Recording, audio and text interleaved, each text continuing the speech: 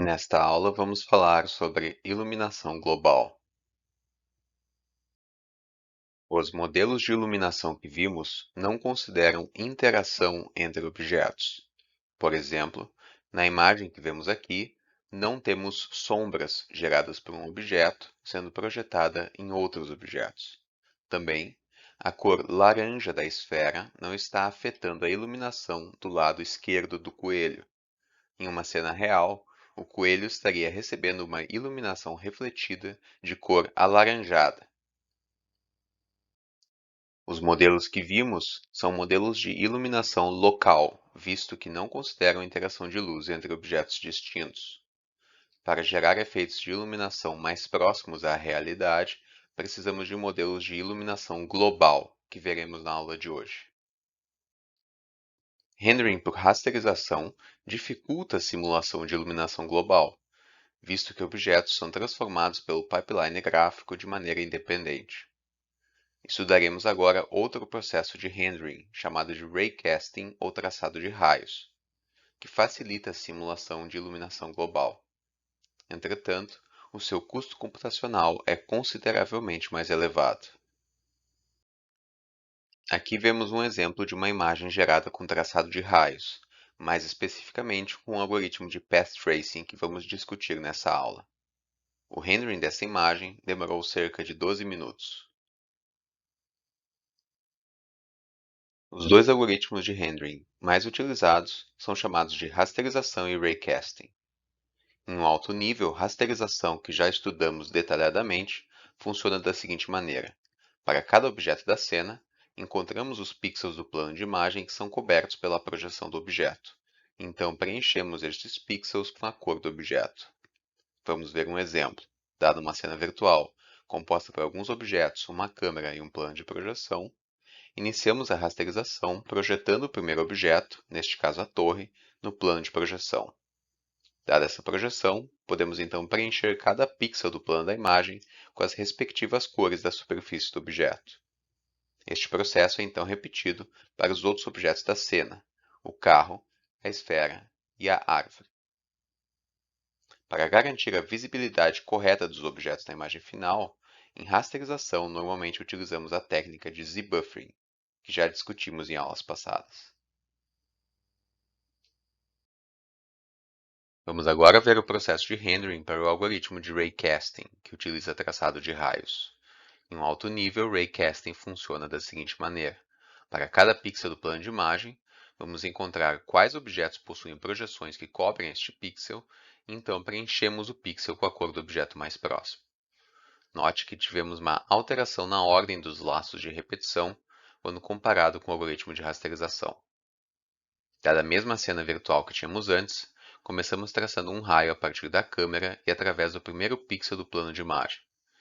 Vamos então realizar testes de intersecção entre este raio e os objetos da cena, a torre, a árvore, a esfera e o carro. Como este raio não intersecta nenhum dos objetos da cena, todos os testes terão resultado negativo, e o pixel será preenchido, por exemplo, com uma cor fixa de fundo. Passamos então para o próximo pixel do plano de imagem. Traçamos um raio e realizamos testes de intersecção com todos os objetos da cena. Este processo é repetido para todos os pixels do plano da imagem. Para muitos destes pixels, os raios associados terão intersecção com os objetos da cena, como podemos ver aqui com a torre. Neste caso, preenchemos este único pixel com a cor da torre no ponto de intersecção, determinada por algum modelo de iluminação. Apesar de nossa ilustração mostrar todo o topo da torre desenhado, note que na prática desenhamos somente um pixel por vez. Para os raios que possuem intersecção com mais de um objeto ao mesmo tempo, como pode ser visto aqui para a árvore e a torre, o pixel normalmente será preenchido com a cor do objeto que está mais próximo da câmera, neste caso, a árvore. Ao realizar este processo para todos os pixels do plano de projeção, teremos gerado a imagem final por completo. Note que, para as mesmas condições de cena e modelos de iluminação, tanto rasterização quanto raycasting geram exatamente a mesma imagem. Do ponto de vista computacional, esses algoritmos possuem características bastante distintas. Por exemplo, no uso de memória, Ambos algoritmos precisam armazenar a imagem sendo gerada. Entretanto, rasterização consegue trabalhar com somente um objeto em memória por vez, visto que após ser desenhado, as informações geométricas de um objeto não são mais necessárias, e estas podem ser descartadas para liberar espaço para o próximo objeto que será desenhado. Já o algoritmo de raycasting precisa ter acesso constante à informação geométrica de todos os objetos, visto que para cada raio traçado, não sabemos qual objeto será intersectado pelo raio. Após encontradas todas as intersecções, com raycasting, preenchemos o pixel associado uma única vez, utilizando somente a informação do objeto que estava mais próximo à câmera. Com rasterização, entretanto, um mesmo pixel pode ser sobrescrito várias vezes. Este problema é conhecido como overdraw. Do ponto de vista da qualidade visual da imagem gerada, com rasterização temos dificuldade em simular efeitos de iluminação que envolvem mais de um objeto por vez, isso é, efeitos de iluminação global. Por exemplo, na nossa cena do slide anterior, seria difícil desenharmos a torre refletida na janela de vidro do carro, visto que quando estamos desenhando o carro, a informação geométrica da torre não necessariamente está acessível em memória. Com raycasting, esse problema normalmente não existe, e portanto conseguimos gerar efeitos de iluminação global realistas de forma mais simples, como veremos nesta aula. Por fim, rasterização permite rendering eficiente para cenas com muitos objetos, enquanto que para raycasting é imprescindível o uso de estruturas de dados de aceleração. Caso contrário, o custo computacional seria gigantesco para testarmos por intersecção de todos os raios traçados contra todos os objetos de uma cena. Estrutura de dados como Bounding Volume Hierarchies possibilitam uma diminuição desse custo através de uma árvore que agrupa objetos próximos espacialmente. Rasterização possui uma implementação relativamente simples em hardware paralelo. Isso vem sido feito há décadas nas unidades de processamento gráfico, ou GPUs. Atualmente, o algoritmo de rasterização é utilizado em aplicações de tempo real, como jogos e realidade virtual. Raycasting é muito utilizado quando se busca fotorrealismo, por exemplo, na criação de filmes e comerciais. Apesar de possuir uma implementação mais difícil em hardware, a geração atual de GPUs possui unidades específicas para raycasting acelerado. Entretanto, seu uso em aplicações de tempo real ainda funciona de forma híbrida, junto com rasterização. Ambos algoritmos, rasterização e raycasting, determinam qual objeto da cena virtual deverá aparecer em cada fragmento do plano de imagem. Entretanto, a cor com que devemos pintar o pixel depende do modelo de iluminação. Se utilizarmos o modelo de iluminação local, tanto rasterização quanto raycasting irão gerar a mesma imagem final. Raycasting, entretanto, trabalha com traçado de raios, e este pode ser facilmente estendido para computar caminhos mais complexos tomados pelos raios de luz, e portanto simulando efeitos de iluminação global. É possível obter efeitos de iluminação global com rasterização, mas de forma menos flexível. Aqui temos um exemplo de rendering em tempo real através de rasterização na GPU. Como podemos ver no vídeo, a iluminação detalhada não é computada em tempo real com rasterização, e precisa ser pré-computada para possibilitar o rendering em tempo real. Neste caso, essa iluminação é pré-computada com um algoritmo de traçado de raios e armazenada como um chamado light map, isso é, uma textura de iluminação. Este é um exemplo dos truques utilizados para possibilitar a simulação de efeitos mais avançados de rendering com rasterização. Softwares de modelagem e rendering 3D normalmente implementam rasterização e raycasting lado a lado. Enquanto rasterização é utilizada para interação com o usuário em tempo real, raycasting é utilizado para gerar a imagem final com qualidade máxima. Temos aqui uma cena 3D no Blender. Podemos ver vários objetos, uma fonte de luz, uma câmera e alguns modelos poligonais. Por exemplo, podemos ver aqui os polígonos que formam a malha de triângulos desse objeto. No momento, o processo de rendering está sendo realizado através de rasterização na GPU e podemos criar várias câmeras virtuais nessa cena.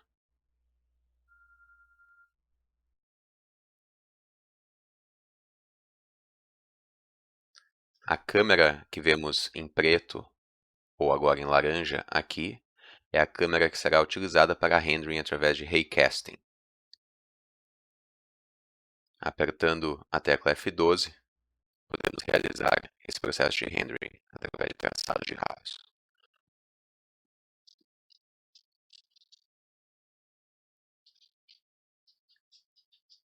Depois do processo de rendering por traçado de raios, é realizado um processo de denoising, para a remoção de ruído, que é inerente ao processo de rendering por path tracing, como veremos em breve.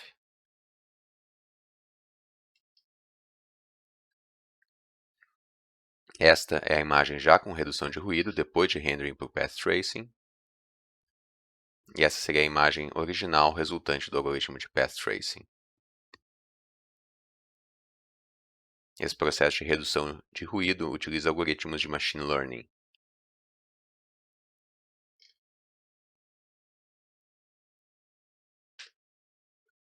Nós podemos também utilizar rasterização e raycasting lado a lado, como vemos aqui.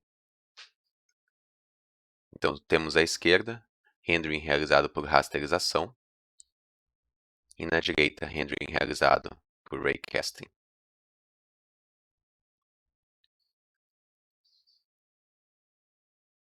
Podemos utilizar os modelos de iluminação local no rendering por rasterização,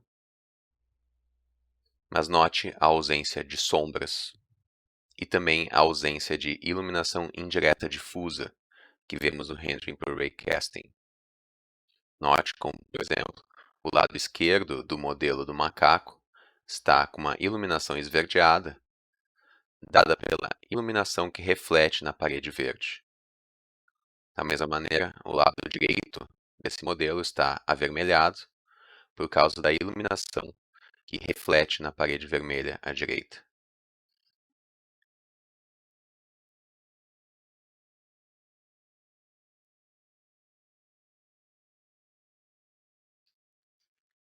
Existem vários softwares de rendering por raycasting disponíveis, tanto de código aberto quanto comerciais. A ideia por trás de iluminação global está na simulação da interação da luz com os objetos virtuais. Por exemplo, um fóton ou raio de luz pode ser emitido pela fonte de luz, atingir uma superfície especular glossy e então ser refletido até a câmera virtual. Podemos categorizar o caminho desse raio com a sigla LSE, isto é, um caminho que parte da fonte de luz, atinge uma superfície especular glossy, onde é refletido, e por fim atinge a câmera ou o olho do observador. Este segundo caminho pode ser categorizado pela sigla LDE, pois o raio de luz atinge a parede, que é uma superfície difusa, antes de ser refletido para a câmera. Podemos ter um terceiro caminho, onde ocorre transmissão da luz por dentro de uma esfera de vidro transparente. Na verdade, existem infinitos caminhos que um fóton, ou raio de luz, pode tomar entre a fonte de luz e a câmera, e a maioria desses caminhos é extremamente complexo, como vemos aqui. Um algoritmo de rendering geral deve conseguir computar qualquer caminho da luz até a câmera virtual, e deve saber integrar a iluminação de todos esses caminhos para gerar as cores da imagem final. A ideia de algoritmos de rendering através de raycasting é percorrer o caminho reverso, isto é, lançamos raios a partir da câmera para a cena virtual, atravessando o plano de projeção, e seguimos estes raios até atingirem uma fonte de luz.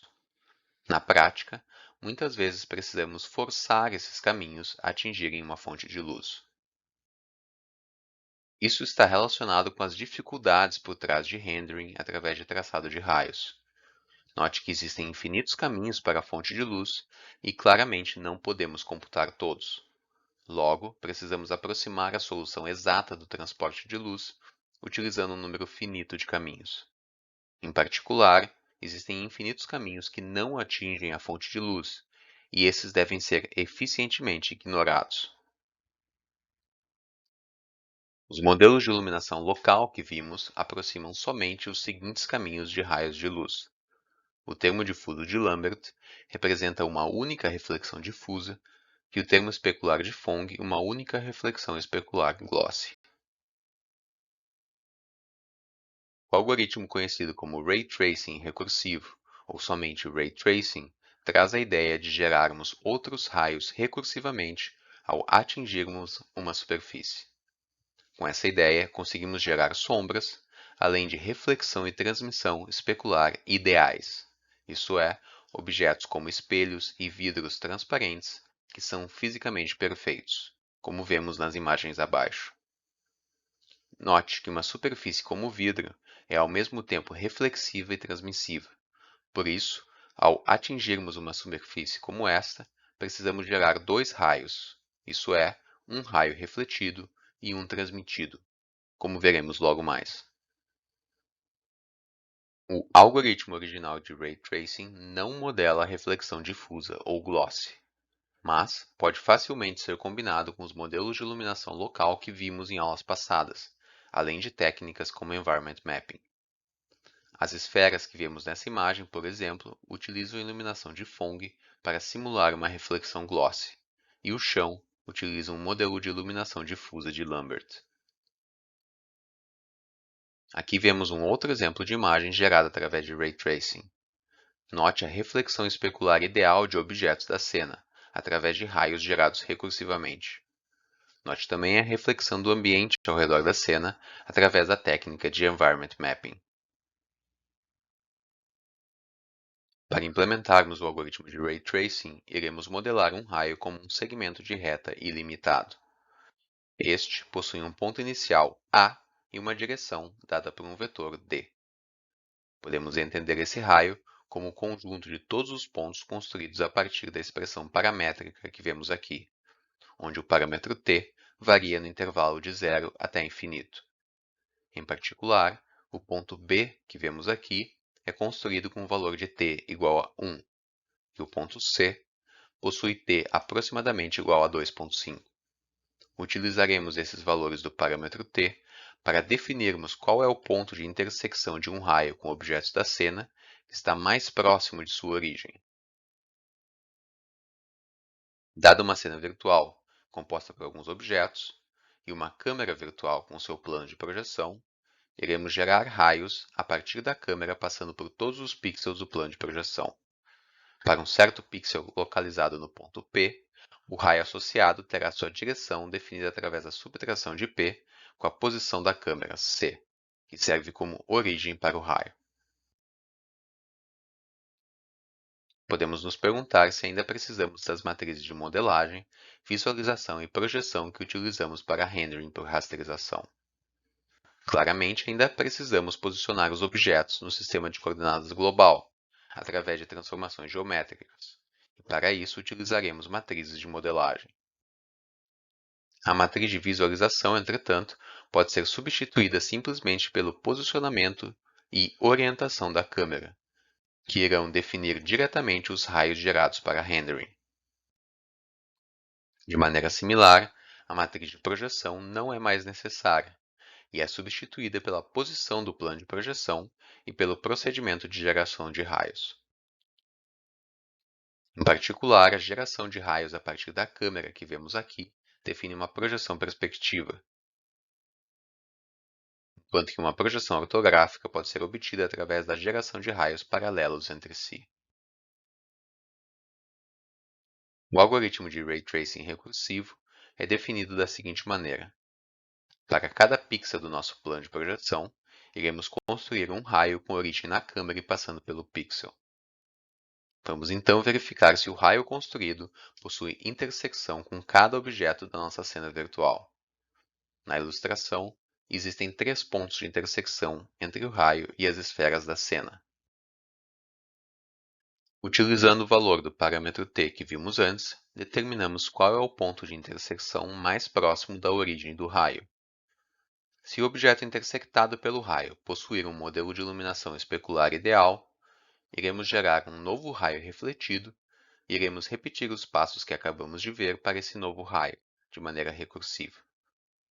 Se o objeto intersectado pelo nosso primeiro raio for transmissivo, iremos gerar um novo raio através das equações de refração da luz, que veremos mais adiante. Para esse novo raio, iremos repetir esse espaço de maneira recursiva. Por exemplo, no primeiro ponto de intersecção, iremos gerar um novo raio transmitido para fora da esfera de vidro.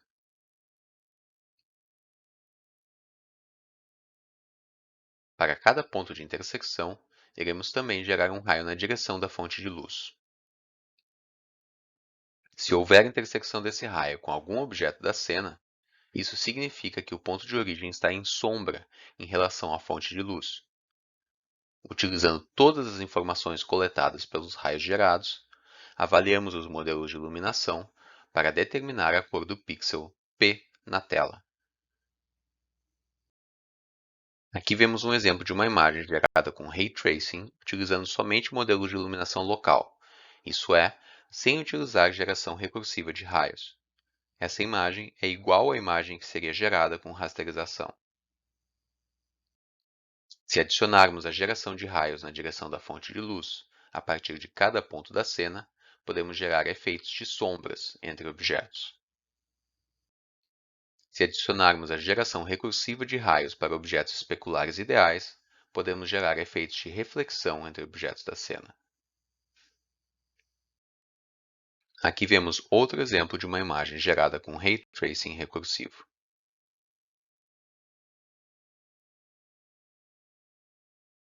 Como podemos ver nesse algoritmo, cada raio traçado potencialmente gera 2 novos raios recursivamente. Na nossa ilustração abaixo, por exemplo, temos que também considerar o raio refletido, que é gerado pela reflexão interna da esfera de vidro. Este raio, por sua vez, gera mais 2 novos raios, um transmitido para fora da esfera e outro refletido novamente para dentro da esfera. Ainda mais, para cada ponto de intersecção, devemos traçar um raio até a fonte de luz, para determinarmos se esses pontos estão em sombra. Isso deve ser feito para todas as fontes de luz da nossa cena virtual. Como podemos ver, o número de raios traçados durante rendering por Ray Tracing recursivo pode se tornar bastante grande.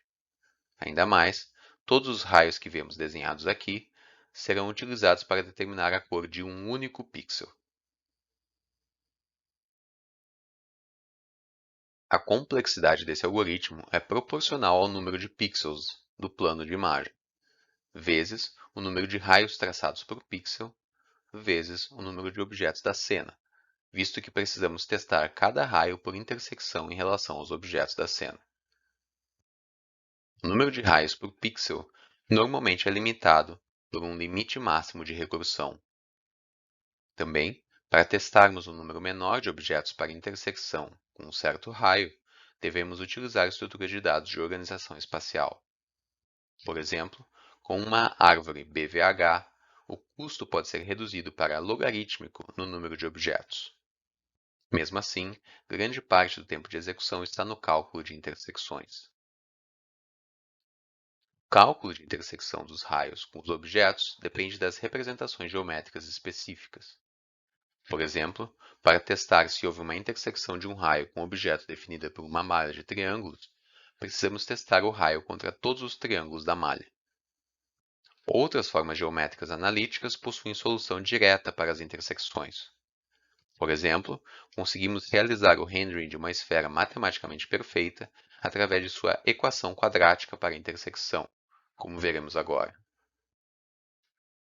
Para encontrarmos o possível ponto Q de intersecção entre um raio com origem no ponto C e direção D e uma esfera centrada no ponto S, com raio R, temos que considerar o seguinte sistema de equações.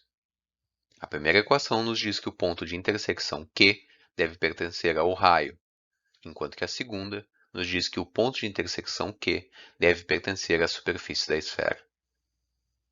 Podemos juntar essas duas equações em uma única equação, inserindo a equação explícita do raio dentro da equação implícita da esfera.